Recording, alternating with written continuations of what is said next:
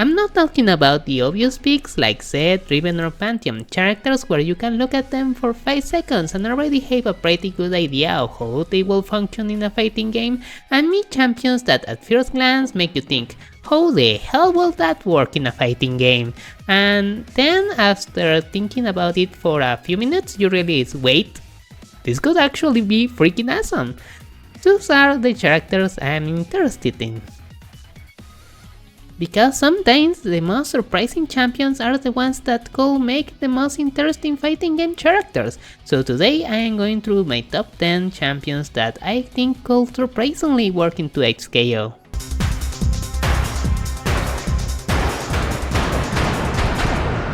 Number 10. Don't click off yet, I'm starting soft, just give me a second. The Queen of Bilgewater, the bounty hunter with the guile and the looks to put a bullet through your heart. Miss Fortune could be much more interesting than simply turning her into another projectile sonar or a Jinx clone, and I have 2 big reasons for that. I mean, look at those 2 humongous hand cannons. I give her attacks a real sense of weight, especially her normals. Instead of constantly backing away and shooting at you, she could have a powerful looking melee attack that incorporates her guns. Yeah, give her a fireball, would make it relatively weak, and when it hits the opponent, it marks them. Then for a short period of time, Miss Fortune deals bonus damage to them. That creates an interesting minigame. Miss Fortune wants to take advantage of the mark and cash in on that damage. Meanwhile, the opponent has 2 choices. Do you back away and wait off the mark? Or do you take the risk and try to catch her while she's going in? It's a game of chicken and that will be really interesting. You could even make her something close to a Rekka shot to Ivory. She could start a sequence with a melee attack, then choose whatever to finish it with a gunshot, a movement option, or a knockdown. That will preserve the fantasy of Miss Fortune as a bounty hunter without turning her into another Caitlyn. And considering how many gun-based characters we will eventually have into XKO, I'd rather see each one have a distinctive gameplay identity. Also, could you please give us the powder monkeys for Legends of Runeterra back? Those things were freaking awesome.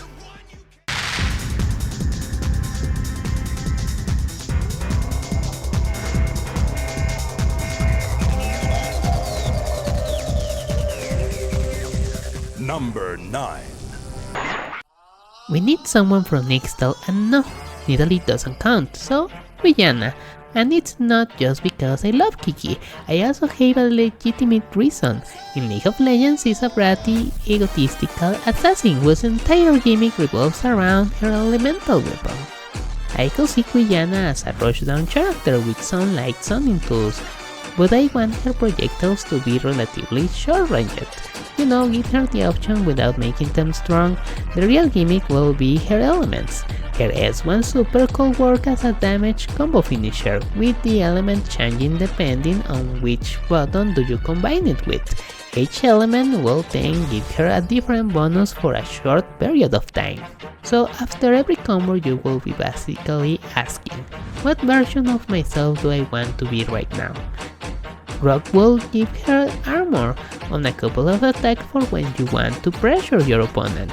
Ice will slow the opponent for when you need to pin them down, and Grass will increase her mobility, improving the air dash for when you need to outmaneuver them. That gives really interesting decision making processes.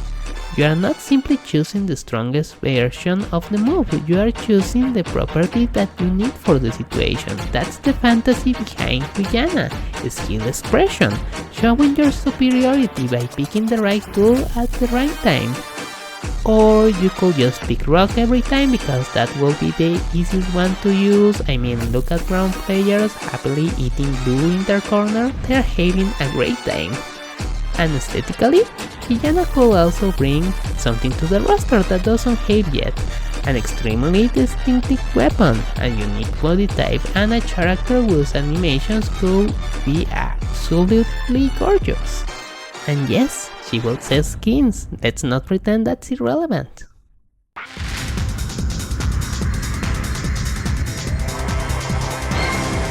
Number 8. not a sonar. Did I get your attention? Good, because I want the cougar lady to spend half the match beating you with her massive thick spear, and the other half trying to devour you. Let's talk about the Wolfpack leader. Instead of making Nidalee another spear-throwing projectile character, I will base her design more heavily on her Legends of Runeterra counterpart. Give her an install where she transforms into a gigantic cougar. Her human form can use her spear mainly as a melee weapon. Something like Billy Kane from King of Fighters will be an interesting point of reference. She could have long annoying normals that give her excellent range to pressure you, would be close enough to be punishable. She'd be more of a stylish bully using precision. And then, once she activates her install, the cat comes out. Now her entire playstyle changes. Savage normals, fast movement, extended combo routes, monstrous pressure. For a short time she becomes a feral saber-tooth with the speed, power and aggression of a true predator. Basically she's ready to tear your throat out. And somehow this giant thing is still jumping around like an acrobat.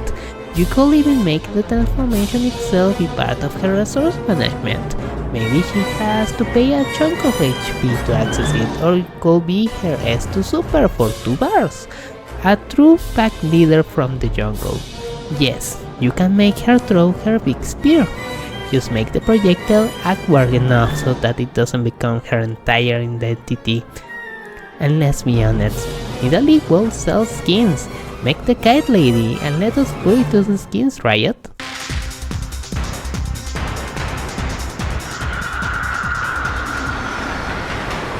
Number 7. Wait. Give me a chance. I know what you're thinking. Twisted Fate, he throws cards, he's obviously a sonar. But hear me out. Well, Twisted Fate is usually played as a mid-mage and sometimes as a marksman. He's really neither of those. He's a magical rogue in League of Legends. He's much closer to an assassin who catches you out of position, makes big plays when no one expects it, and then runs away with the game. And then I remembered Oswald from King of Fighters and everything clicked. Card characters don't hate to be sonars. Twisted Fate could instead be designed around a Rekka system, where different parts of the Rekka allow him to select different cards, and depending on the cards, his S1 super could have different properties. Red card, damage over time, lot of cheap damage to finish you off. Blue card, meter or break generation to gain an advantage.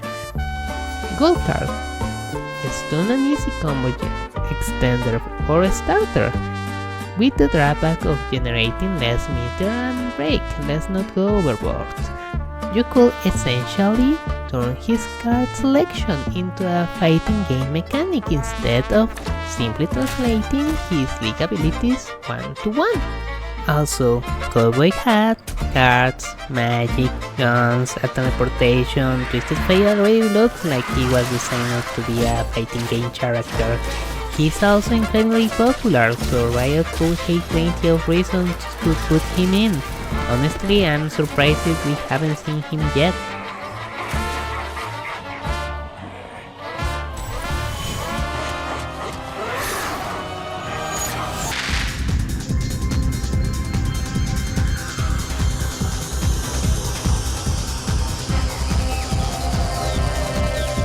Number 6. What? Everyone and their mom is asking for Evelynn. Well, yeah, but there's a distinction. People usually mean KDA Evelynn because KDA, but I'm talking about the actual demon that feeds on human suffering and misery. Evelynn, the agony's embrace. She feeds on the frustration of her opponents and turns their mistakes into an opportunity to feast. And she already has claws, stealth, and a predatory aesthetic in League. All of those things could translate incredibly well in a fighting game character. I will make her a completely different archetype, a counter-based predator. She could have team fast normals with good range using her lashers. designed to punish careless approach, not for zoning but for catching you lacking. Some of her specials can even function as counters, nullifying an attack before it can reach her, then letting her immediately strike back. Think it's Howard. If she reads you, you're cooked. I'd actually give her a slow walking speed. She should not be too fast even when running. In fact, her low mobility could lure you into a false sense of security. Her stealth mechanic could also be adapted into something much more interesting than simply becoming invisible. Maybe she could create a fake copy of herself to perform a dash or some kind of action while she bravely becomes invisible. That could make you panic and swing at the wrong target. Then she gets the chance to punish you. She gets you to commit, you make one mistake, and suddenly she's on top of you, devouring your heart. There are a ton of ways to translate the fantasy of Evelynn without simply making her a rushdown character with invisibility. I think the Demon Counter hitting version of Evelynn, or maybe another version, are such a rich source of inspiration for a fighting game character. That version of Evelynn, or maybe another called like a grappler, could be terrifying into XKO, and do I need to say it? She will sell a lot of skins.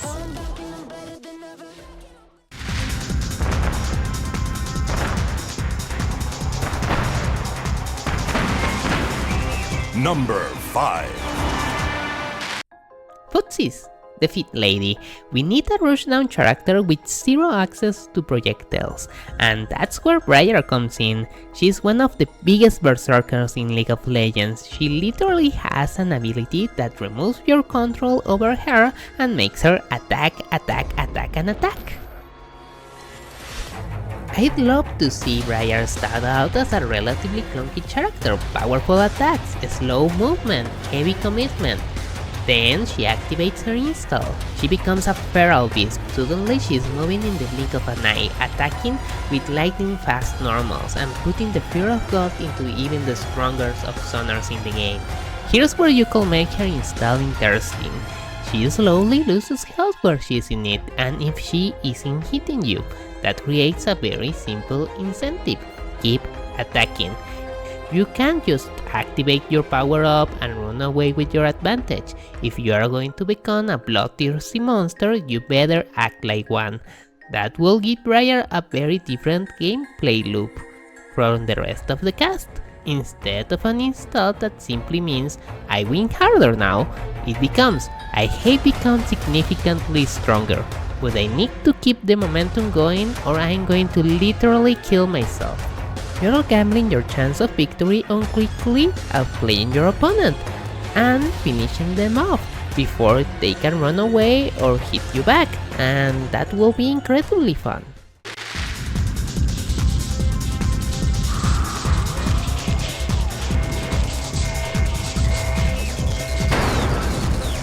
Number 4. We need at least one more support character, and who better than Lulu? She has a magic staff, she has pigs, and if Tessa from Red Earth can summon a little cat to kick you in the shins, Lulu can absolutely use pigs in a fighting game. She could have pigs float close to her during her super, continuously launching projectiles like a Gradius power-up. And here's the best part: once you tag out Lulu, Pigs stays on your point character, giving them that ridiculous power boost. Or she could just kill a buff chat squirrel and beat you up during her other super. That's also an option with this character. And yes, this wolf squirrel, it's canon. In reality, she could have a simple moveset, like a Shoto, whose main gimmick is that visually she hits you where her furry friends instead of normal attacks. But then there's her ultimate, Wild Growth. It makes Lulu gigantic. Let her stomp the opponent. I don't care how you do it, just let me see the tiny purple Yordle become a kaiju and beat someone to death.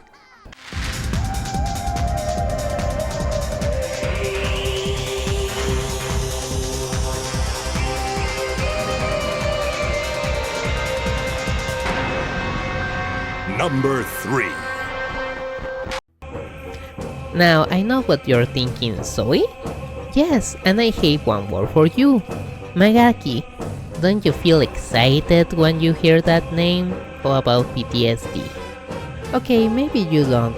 So it's basically the sniper in League of Legends. She puts you to sleep with a bubble from fucking nowhere, then pops you for 99% of your HP with a single skill shot from 3 screens away, while teleporting back and forth. And if she doesn't outright kill you, she will probably do it the next time she has a chance to touch you. Imagine taking the concept of projectiles appearing from portals and attacking you from completely ridiculous angles and timings. And then attaching that concept to an annoying, shield-like menace who is actually like 1,000 years old, so it could be an absolutely infuriating sonar. Her portals could allow projectiles to appear from different locations, forcing the opponent to constantly pay attention to from where the next attack will come from. Also low health, big defense options, but if he gets control of the screen, good fucking luck, you are now in bullet hell, and visually, that will be hilarious. For her player, not for you. Imagine Zoe jiggling when teleporting a projectile behind you and hitting you. You will absolutely hate fighting her, which means once you finally catch her, you will enjoy every hit of your 30 hit combo as you completely demolish her health bar. See? Perfect fighting game material.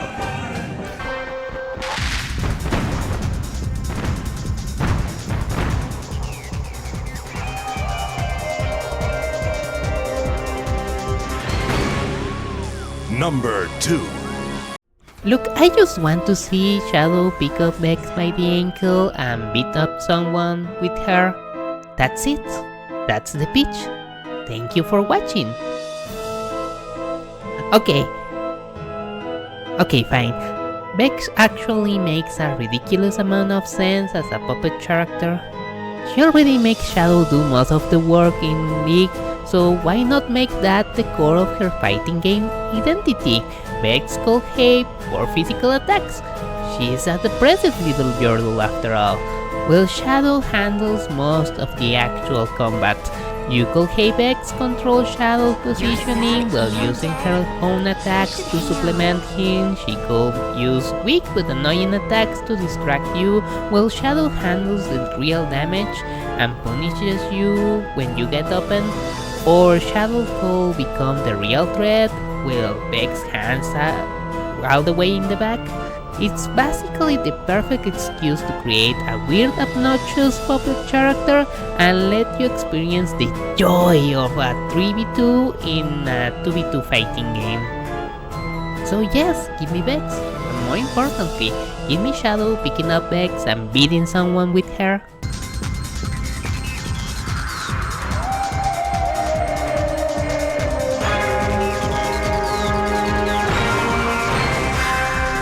Number 1.